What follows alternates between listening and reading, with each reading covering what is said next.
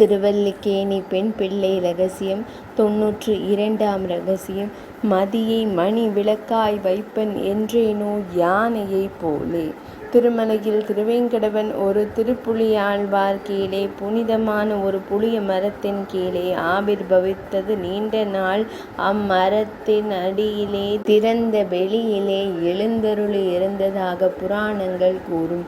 அந்த தினங்களில் திருமலையில் நித்தியவாசமாயிருந்த யானைகள் அவ்வெம்பெருமானை பூசித்தபடியே ஆழ்வார்கள் பாசுரங்களில் பாடியுள்ளதைக் காணலாம். மித மிகுந்தேன் விண்ட மலர் கொண்டு விரல் வேங்கடவனையே கண்டு வணங்கும் களிறு. 3ஆம் திருவாய்மொழி. பேயாழ்வார் பாடிய பாசுரம் இது. தனது தலையிலிருந்து பெருகும் மத ஜலத்திலேயே வாய் கொப்பளித்து ஆச்சமனம் செய்து அந்த ஜலத்திலேயே கை கால் அலம்பிக் கொண்டு அப்போதலர்ந்த மலர்களை பறித்து வந்து வேங்கடவன் திருவடிகளிலே சமர்ப்பிக்கும் என்கிறார்.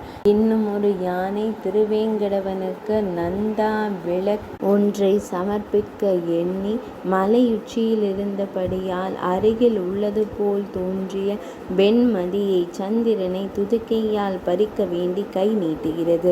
அந்த விளக்கை கை கொள்ள முடியாமல் அதை பறிக்க முயன்று கொண்டே துதிக்கையை மேலே நீட்டியபடியே அம்முழு மதியை பாதுகாத்து கொண்டே நிற்கிறது. வைப்பவன் மணி விளக்காம் மாமதியை மாலுக்கென்று எப்பொழுதும் கை நீட்டும் யானை. திருவாய்மொழி 46ஆம் பாசுரம். இது திருமிழிசை ஆழ்வார் கண்ட காட்சி.